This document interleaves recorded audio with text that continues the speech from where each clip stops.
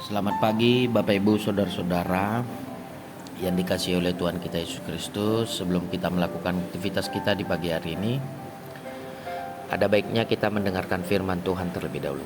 Kita satukan hati kita berdoa.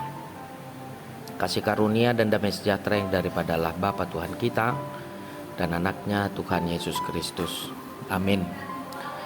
Nats renungan di pagi hari ini Rabu 28 Mei 2025 tertulis di dalam Matius 9 ayat 13. Demikian dikatakan, jadi pergilah dan pelajarilah arti firman ini, yang ku kehendaki ialah belas kasihan dan bukan persembahan, karena aku datang bukan untuk memanggil orang benar, melainkan orang berdosa. Demikian firman Tuhan.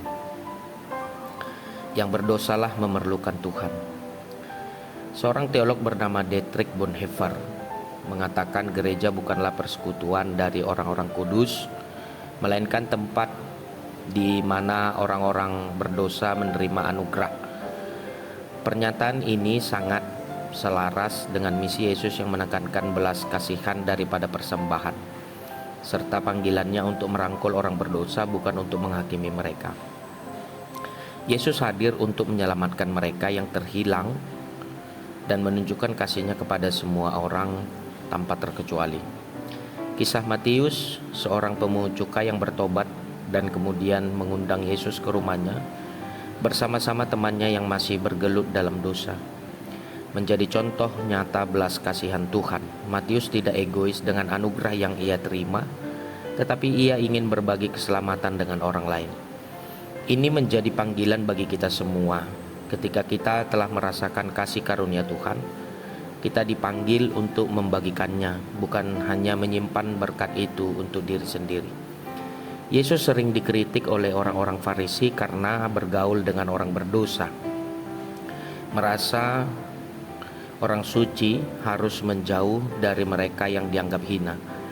Namun Yesus menjawab bahwa orang sakitlah yang memerlukan dokter, bukan yang sehat. Yesus menekankan bahwa belas kasihan jauh lebih penting daripada ritual agama yang kaku. Kasih harus menjadi inti dari tindakan kita, bukan sekadar tradisi atau penampilan luar. Yesus datang bukan untuk orang yang merasa dirinya benar, tetapi untuk mereka yang sadar akan dosa dan ingin bertobat. Yesus lebih tertarik untuk memanggil orang berdosa agar mereka diselamatkan. Kita juga dipanggil untuk membawa kabar baik kepada mereka yang membutuhkan belas kasihan dan pengampunan Allah. Amin. Kita berdoa. Terima kasih Tuhan atas firman yang telah kami dengar.